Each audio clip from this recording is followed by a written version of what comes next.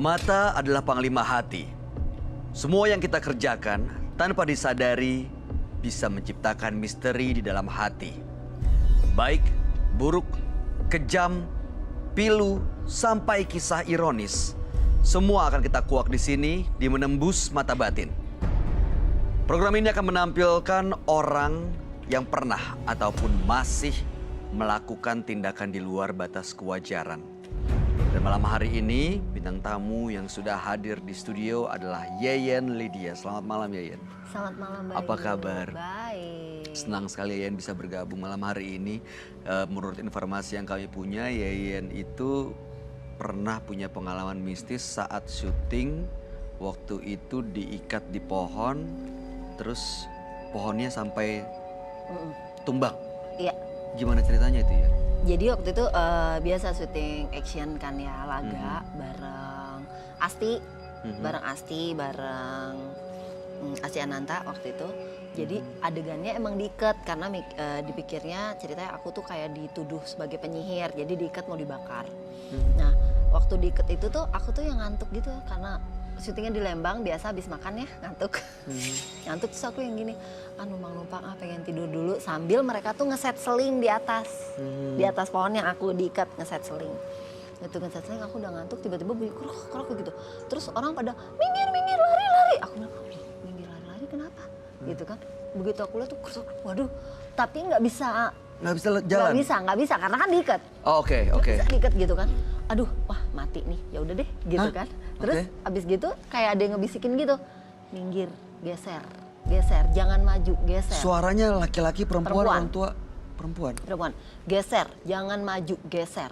Akhirnya aku ngegeser gitu kan, karena emang nggak bisa maju. Nah begitu udah geser, selesai gubrak, itu bener-bener pohonnya itu lancipnya kan patahnya karena bukan patah miring gitu kan. Patah miring tuh lancipnya tuh pas di tempat aku duduk.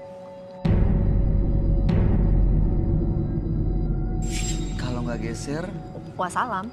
Pas di tempat aku duduk udah nggak kelihatan karena kan pohonnya gede banget.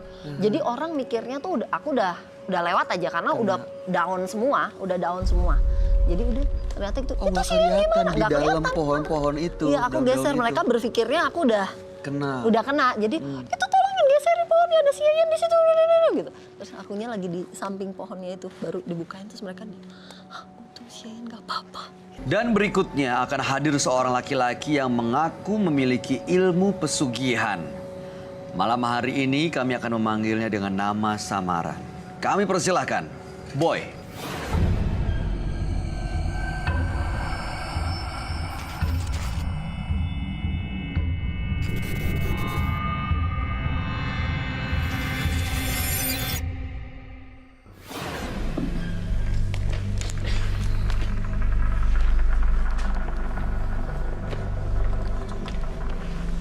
Selamat malam.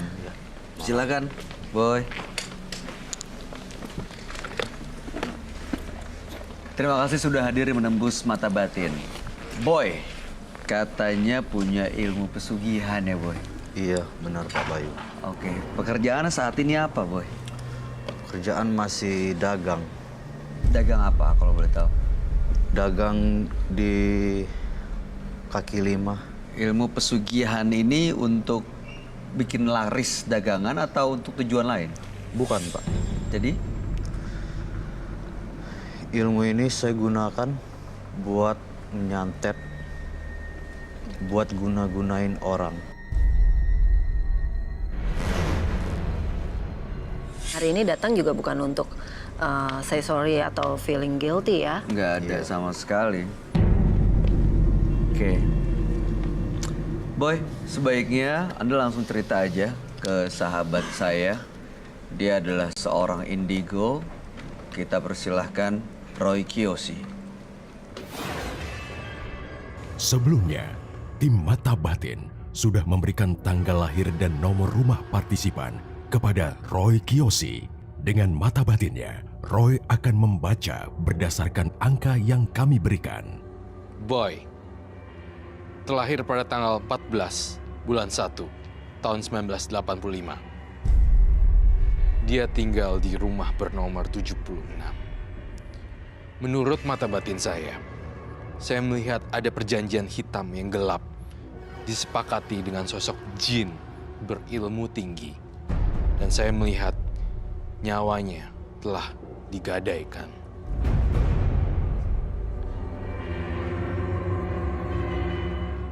Perjanjian yang ekstrim dan kegiatan supranatural, dahsyat dan menyeramkan. Banyak bisikan-bisikan di kuping saya. Itu yang saya rasakan. Saya akan membantu Boy pada malam hari ini.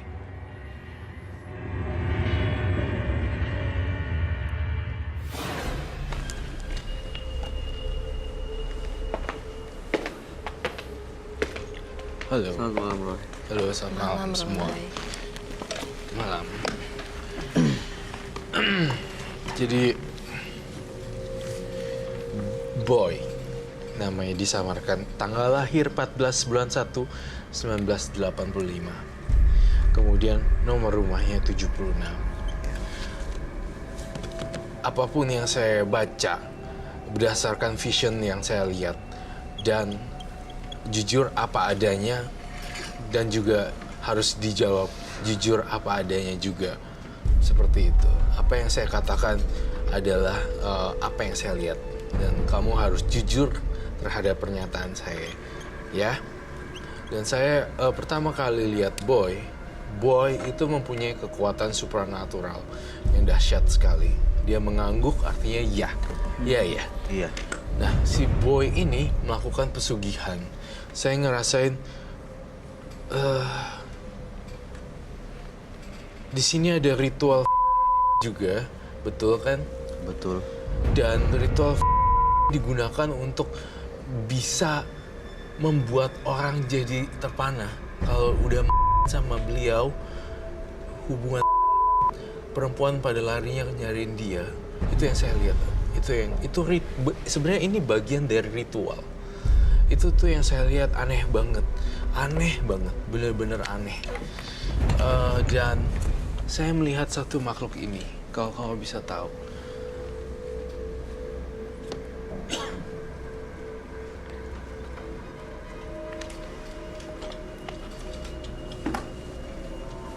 Kamu di dalam rumah kamu itu ada hiasan ini ya. Ini kayak tengkorak ya. Iya. Kamu suka dengan hiasan yang aneh-aneh ekstrim gitu ya? Ada emang, Boy. Ada. Kenapa sih koleksinya begini terus? Karena itu emang hobi saya. Kamu tuh, saya ngelihat energinya gelap banget loh. Tapi saya ngerasain kamu tidak menantang saya juga tidak. Saya tidak menantang kamu juga enggak. Tetapi saya ngerasain, saya membaca ya. Kamu menumbalkan sesosok orang yang dicintai. Betul? Siapa? Adik saya sendiri. Adik saya? Adik kamu sendiri?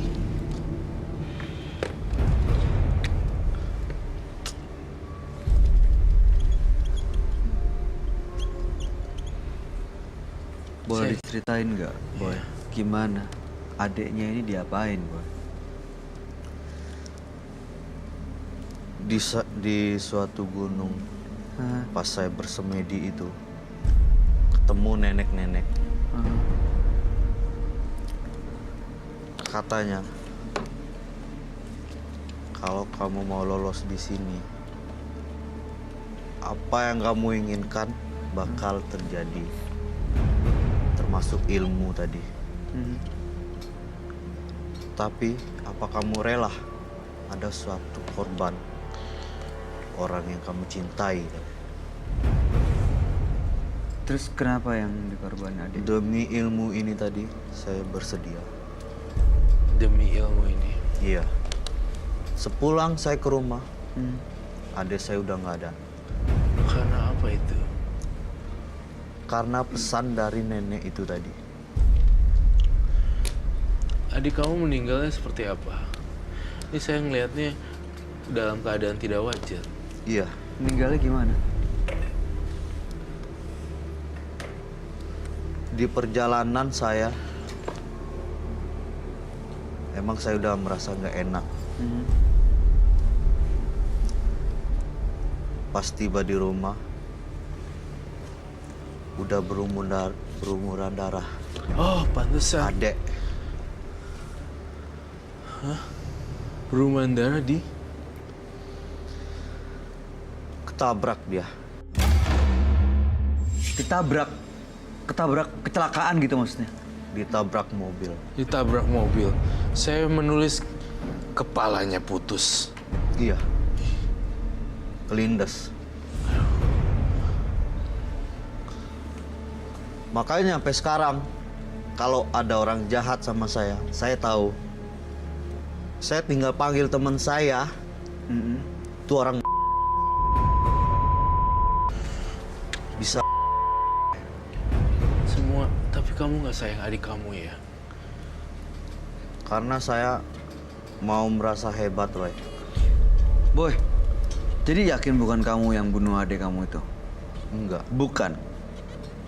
Nggak ada hubungannya sama kamu. Tapi ketemu sama nenek-nenek itu, cuma minta dikorbankan, adik kamu yang dikorbankan. Iya. Ya berarti dia sebenarnya tuh Bayu. Berarti sebenarnya dia tahu kalau adiknya akan akan dikorbankan. Cuma Iya, karena saya udah dia tahu. pengen banget Si jadi orang nenek itu hebat. udah Jadi dia pesan udah nggak sama saya. peduli. Nah, Kepalanya sampai putus loh. iya. Ini saya lihat Berumuran darahnya nggak berhenti-berhenti. Dari tadi saya ingin menggambar darah terus darah. Netes, tes, sampai turun ke bawah sini, netes darahnya. Kepalanya kok, saya boleh tahu kalau tanpa mengurangi rasa hormat, bagaimana kronologinya hingga kepalanya bisa putus? Tertabraknya seperti apa, jam berapa? Subuh-subuh pagi kah? Malam itu tetangga cerita dia itu mau ke warung. Memang waktu itu dia kurang enak badan,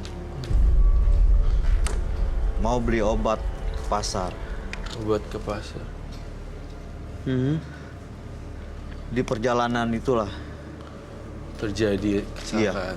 Itu jam berapa? jam 9, Roy. Jam 9. Iya.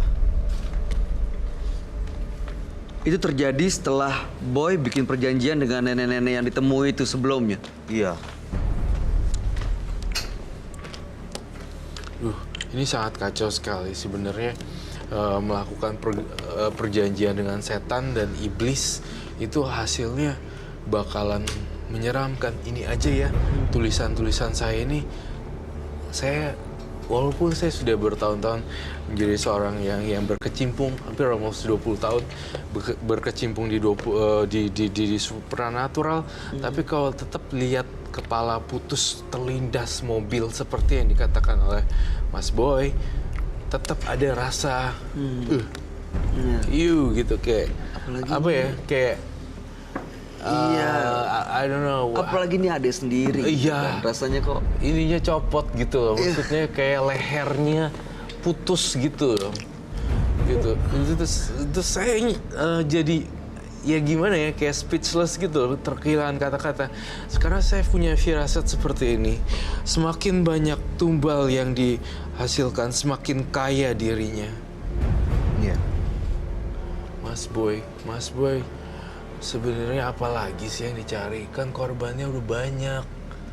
Kalau kamu di sini, saya lihat kalau memang black magic, ada white magic, ada hukumnya, pasti kena.